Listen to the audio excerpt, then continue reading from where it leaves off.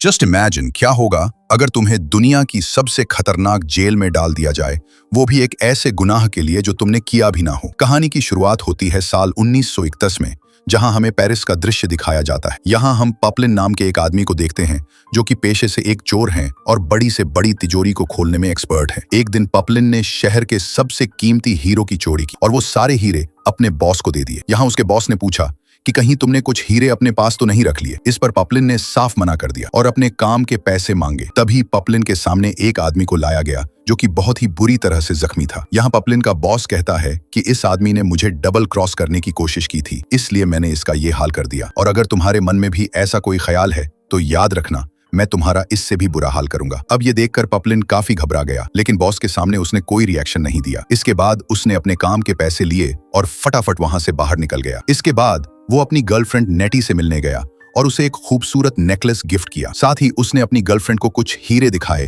जो उसने अपने बॉस से चुरा लिए थे। लेकिन बदकिस्मती से एक आदमी पपलिन पर नजर रखे हुए था और उसने छुपकर नेनेट के हाथ में वो हीरे देख लिए थे। अब इस बात से अनजान इन दोनों ने एक साथ रात गुजारी और अगली सुबह नेटी ने पपलिन से कहा कि हमें ये जुर्म की दुनिया छोड़कर एक नई जिंदगी की शुरुआत करनी चाहिए। इस पर पपलिन ने उससे 6 महीनों का टाइम मांगा ताकि वो ज्यादा से ज्यादा पैसे इकट्ठा कर सके और एक नई जिंदगी शुरू कर सके। हालांकि अगले ही पल इन दोनों की सारी उम्मीदें मिट्टी में मिल गईं, क्योंकि पुलिस ने पपलिन के घर पर दस्तक दे दी थी। पुलिस ने पपलिन पर उस आदमी के मर्डर का इल्जाम लगाया जिसे कल रात उसके बॉस ने मारा था। यहाँ पपलिन ने उन्हें समझाने की कोशिश की कि कल पूरी रात वो नेटी के साथ था, लेकिन पुलिस ने उसकी एक नहीं सुनी और उसे पकड़कर जेल में डाल दिया। अब तक पपलिन ये समझ चुका था कि ये सब कुछ उसके बॉस का किया दर है और अब चाहे वो कुछ भी कर ले, लेकिन वो इस जेल से बाहर नहीं निकल पाएगा और इसीलिए वो इस जेल से भागने के बारे में सोचने लगा। यहाँ जुल नाम के एक साथी कैदी ने बताया कि इस जेल से भागने के लिए उसे ढेर सारे पैसों की जरूरत होगी और जेल में पैसों की मदद केवल एक आदमी कर सकता है और वो है गा डेकाई, करोड़पति है और जेल के अंदर भी उसके पास ढेर सारे पैसे हैं। किसी जमाने में वो एक बहुत बड़ा बिजनेसमैन हुआ करता था, लेकिन एक दिन पुलिस ने उसे फर्जी नोटों के साथ पकड़ लिया और उसे इस जेल में डाल दिया। अगली सुबह इन सभी कैदियों को एक बोट में भर दिया गया और ये सभी एक खुफिया जेल के सफर पर रवाना हो गए। अब उस शाम पपलिन डेगान आता है और उससे कहता है कि इस जेल के सभी कैदी तुम्हारी जान के दुश्मन हैं और वो तुम्हें मारकर तुम्हारा सारा पैसा हथाना चाहते हैं, लेकिन अगर तुम चाहो तो मैं तुम्हारी हिफाजत कर सकता हूँ, पर इसके बदले में तुम्हें मुझे कुछ पैसे देने होंगे ताकि मैं इस जेल से भाग सकूं। हालांकि डेगान पपलिन का ऑफर ठुकरा दिया क्योंकि वो इस जेल के किसी भी कैदी पर भरोसा नहीं कर सकता था। अब उस रात एक हटकट्टे कैदी ने डेगान में सो रहे कैदी को मार डाला क्योंकि इस कैदी ने अपने पेट में ढेर सारे पैसे छुपा कर रखे थे। अब ये सब देखकर डेगान अपनी जान की फिक्र हुई और अगली सुबह उसने पपलिन का ऑफर एक्सेप्ट कर लिया। अब डील के मुताबिक पपलिन को डेगानी हिफाजत तब तक हथा करनी होगी जब तक डेगानी वाइफ उसे इस जेल से छुड़ा ना ले। दरअसल डेगान इस जेल से भागना नहीं चाहता था क्योंकि उसे पूरा यकीन था कि उसकी वाइफ उसे यहाँ से निकाल लेगी। अब उस रात उस कैदी ने गाला करके उसे जान से मारने की कोशिश की, लेकिन पपलिन समय रहते बीच में आ गया और बड़ी ही बहादुरी से डेगा की जान बचाई। हालांकि ये शोर सुनकर जेल के गार्ड्स भी अलर्ट हो गए और उन्होंने पपलिन और इस मोटे कैदी को कड़ी से कड़ी सजा दी। ऐसे ही दिन गुजरते गए और एक लंबे सफर के बाद ये शिप अपनी मंजिल तक पहुंच गया। ये जगह दुनिया की सबसे खतरनाक जेलों में से एक थी जो कि एक खुफिया आइलैंड पर बनाई गई थी और इस जेल में दुनिया के सबसे खतरनाक कैदियों को रखा जाता था। आइलैंड पर पहुंचने के बाद इन सभी आदियों को एक लाइन में लाया गया और इन्हें एक एक करके शिप से नीचे उतारा गया, लेकिन इसी दौरान यूटी ने खुद को जानबूझकर जख्मी कर लिया ताकि वो हॉस्पिटल में एडमिट हो सके और मौका पाते ही इस आइलैंड से फरार हो सके। इसके बाद इन सभी कैदियों को जेल के अंदर लाया गया जहां पहले से कई खूंखार अपराधी मौजूद थे। इस जेल का वार्डन भी किसी जल्लाद से कम नहीं था और छोटी छोटी गलतियों पर कैदियों को कड़ी से कड़ी सजा देता। यहाँ वार्डन ने सभी नए कैदियों को बताया कि इस जेल से निकल पाना इम्पॉसिबल है। अब चूंकि ये जेल एक आइलैंड पर बनी है, इसलिए अगर तुम यहाँ से भाग भी गए तो तुम्हारे सामने एक बड़ा सा समुंदर होगा और इस समुंदर को पार कर पाना इम्पॉसिबल है। वार्डन बताता है कि अगर कोई कैदी जेल से भागता हुआ पकड़ा गया तो उसे 2 साल एक अंधेरे कमरे में रहकर गुजारने होंगे और अगर उसने दोबारा भागने की कोशिश की तो उसकी सजा 2 सालों से बढ़ाकर 5 सालों की कर दी जाएगी। लेकिन अगर कोई कैदी तीसरी बार पकड़ा गया तो उसे डेविल्स आइलैंड नाम की एक जेल में डाल दिया जाएगा जहां जाने के बाद हर कैदी अपना मानसिक संतुलन खो देता है। वार्डन ये भी बताता है कि अगर तुमने किसी का खून कर दिया तो सभी के सामने तुम्हारे सर को धड़ से अलग कर दिया जाएगा। अगले दिन डैग और पपलिन को भारी भरकम लकड़ियों को एक ट्रॉली पर रखने का काम दिया गया। यहाँ पपलिन की नजर टोपी वाले एक आदमी पर गई जो असल में एक मछुआरा था और उसके पास एक बोट भी थी और उस बोट की मदद से पपलिन इस जेल से भाग सकता था।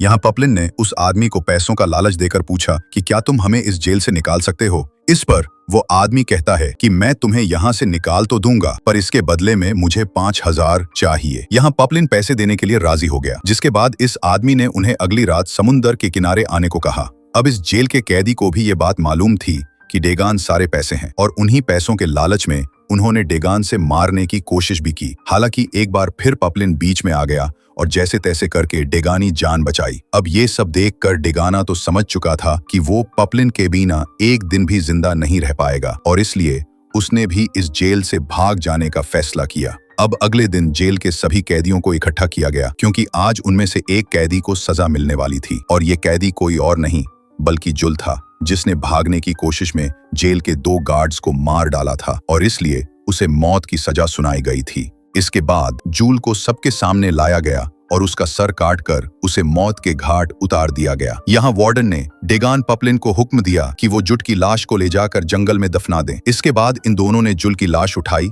और उसे दफनाने के लिए जंगल में ले गए, लेकिन इस दौरान डेगान में मोच आ गई, जिसके चलते वह जमीन पर गिर गया। ये देखकर एक गार्ड ने डेगाना दोबारा उठाने को कहा, लेकिन जब गाने ऐसा नहीं किया तो इस गार्ड ने उस पर कई कोड़े बरसाए। अब ये सब देखकर पपलिन को काफी बुरा लगा, इसलिए उसने एक पत्थर उठाकर गार्ड के सर पर दे मारा और फटाफट वहां से भाग निकला। हालांकि डेगान बेटिए उसके साथ आना चाहता था, लेकिन पैर में मोच के चलते वो हिल तक नहीं पा रहा था। अब उस रात पपलिन उस नाव वाले के पास पहुंचा और उसे वहां से चलने को कहा, लेकिन पपलिन की मदद करने के बजाय ये मोटा जोर जोर से हंसने लगा। तभी पपलिन ने देखा कि जेल के गार्ड्स ने उसे चारों तरफ से घेर लिया है और अब उसे एहसास हुआ कि यह नाव वाला भी वार्डन का ही आदमी है। इसके बाद पपलिन को दोबारा से उसी जेल में लाया गया जहां वार्डन ने उसे बताया कि जिस गार्ड को उसने मारा था खुशकिस्मती से उसकी जान बच गई है और इसलिए उसकी जान भी बख्श दी जाएगी, लेकिन जेल से भागने के जुर्म में उसे सेंटी जोसेफ नाम के एक आइलैंड पर भेजा जाएगा जहां उसे 2 साल एक अंधेरे कमरे में रहकर गुजारने होंगे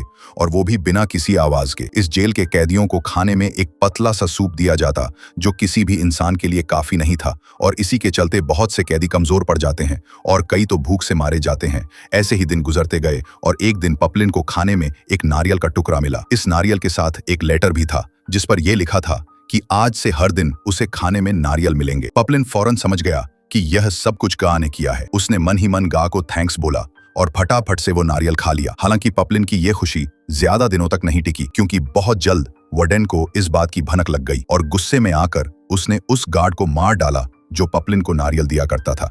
इसके बाद वार्डन ने पपलिन से पूछा कि उसे नारियल भेजने वाला आदमी कौन है, लेकिन जब पपलिन ने कुछ नहीं बताया तो वार्डन ने हुक्म दिया कि आज से पपलिन को सिर्फ आधा कटोरा सोप दिया जाएगा। ऐसे ही दिन गुजरते गए और पर्याप्त खाना ना मिलने के चलते पपलिन काफी कमजोर हो चुका था। थोड़े दिनों बाद वार्डन दोबारा से उसके पास आया और नारियल भेजने वाले का नाम पूछा, लेकिन इस बार भी ने उसे कुछ नहीं बताया। अब गुस्से में आकर वार्डन ने हुक्म दिया कि पपलिन अपनी बाकी की सजा एक अंधेरे कमरे में रहकर गुजारे। दिन गुजरते गए और देखते ही देखते पपलिन काफी कमजोर हो गया और तो और अब उसकी दिमागी हालत भी खराब होने लगी थी। इसलिए जेल के गार्ड्स ने उसे हॉस्पिटल में एडमिट किया ताकि डॉक्टर्स उसका इलाज कर सके। खुशकिस्मती से डेगान की उसी हॉस्पिटल में काम करता था जहां पपलिन को एडमिट किया गया था। पिछले 1 साल में डेगान वार्डन का भरोसा जीत लिया था, जिससे खुश होकर वार्डन ने उसे हॉस्पिटल में नौकरी दे दी थी। उस दिन जब डेगान से मिलने पहुंचा तब उसे ये बात पता लगी कि असल में पपलिन पागल होने का नाटक कर रहा है ताकि उसे नॉर्मल जेल में डाल दिया जाए और वो एक बार फिर यहाँ से भागने की कोशिश कर सके। इसके बाद इन्होंने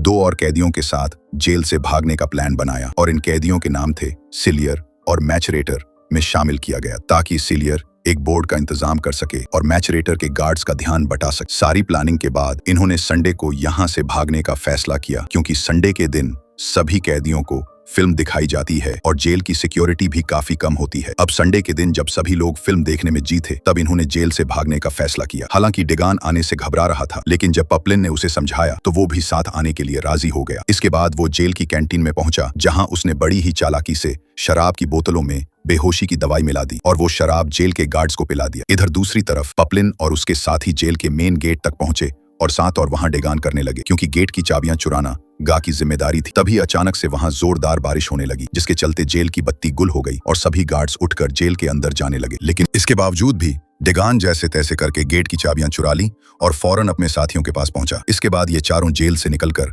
बोट तक पहुंचे और अंधेरे का फायदा उठाकर समंदर में निकल गए। अब अगली सुबह इन चारों ने नोटिस किया कि ये अभी भी जेल से ज्यादा दूर नहीं आए थे। यहाँ सिलियर कहता है कि ये बोट काफी छोटी है और ये 4 लोगों को लेकर तेज रफ्तार से नहीं चल सकती, और इतना कहते ही उसने मैचरेटर हमला कर दिया और उसे उठाकर समंदर में फेंक दिया। इसके बाद उसने डेगान की कोशिश की, लेकिन तभी पपलिन बीच में आ गया और इन दोनों के बीच हाथापाई शुरू हो गई। यहाँ सिलियर पपलिन पर भारी पड़ रहा था और वो किसी भी पल उसे मार सकता था, लेकिन लास्ट मोमेंट पर डेगान उसके पेट में चाकू मार दिया जिससे सिलियर की मौत हो गई। सिलियर के मरते ही उन्होंने सबसे पहले मैचरेटर खींचा और फिर इन तीनों ने मिलकर उसकी लाश को पानी में ढकेल दिया। ऐसे ही वक्त गुजरता गया और कुछ घंटों बाद इनका सामना एक खतरनाक तूफान से हुआ। ये तूफान इतना खतरनाक था कि देखते ही देखते चारों तरफ अंधेरा छा गया और तो और इनकी ये छोटी सी बोट भी पलट गई। अब अगली सुबह जब इनकी आंख खुली तो ये सभी एक कोलंबियन आइलैंड पर थे।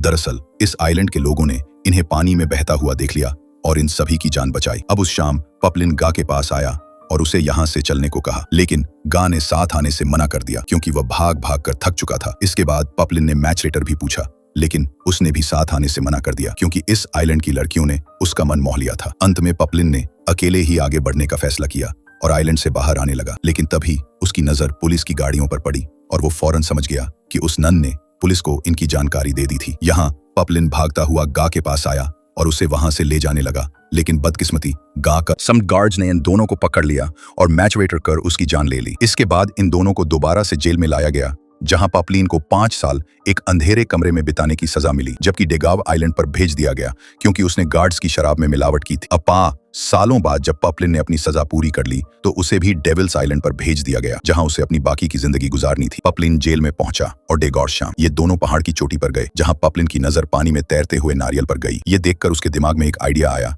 और उसने डेगॉर्म हम नारियल की इस्तेमाल करके एक नाव बना लें तो हम इस जेल से भाग सकते हैं। यहाँ डेगॉर्म साथ आने से तो मना कर दिया पर वो पपलिन की मदद के लिए राजी हो गया। इसके बाद इन दोनों ने ढेर सारे नारियल इकट्ठा किए और उसके इस्तेमाल से एक नाव बनाई। अब अगली सुबह ये दोनों दोबारा से उस पहाड़ की चोटी पर गए जहां इन दोनों दोस्तों ने एक दूसरे को गले लगाया। इसके बाद पपलिन ने उस नाव को पानी में फेंका और उस पहाड़ की चोटी से नीचे कूद गया। लकीली उसका ये प्लान काम कर गया और समंदर की लहरें उसे टापू से दूर ले जाने लगी। अब पपलिन को जाता देख डेगानी आंखों में आंसू आ गए क्योंकि वो अपने दोस्त की आजादी के लिए काफी खुश था। अब जेल से निकलने के कुछ सालों बाद पपलिन ने एक किताब लिखी जिसमें उसने अपनी जेल की सारी कहानियां बताई। कहानी के अंत में हमने असली पपलिन को देखा जिसका असली नाम हेनरी था और इसी के साथ ये शानदार मूवी यहाँ पर एंड हो गई। आई होप आपको ये कहानी पसंद आई होगी। अगर वीडियो अच्छी लगी हो तो इसे लाइक कर देना और चैनल को भी सब्सक्राइब कर लेना। मिलते हैं अगली वीडियो में, पर तब तक के लिए be safe and keep chilling.